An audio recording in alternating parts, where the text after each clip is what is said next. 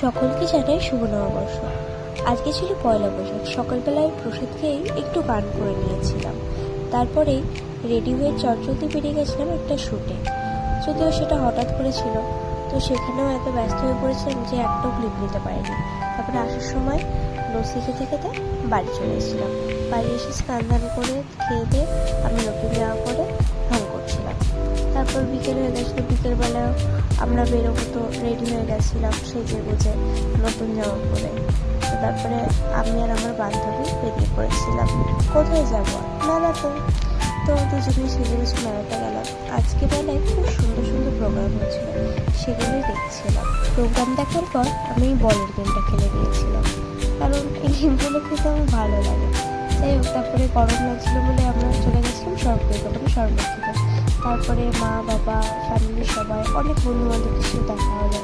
তারপরে আমরা চলে গেছিলাম একটু চা খেতে, দেন ওখান থেকে বাড়ি।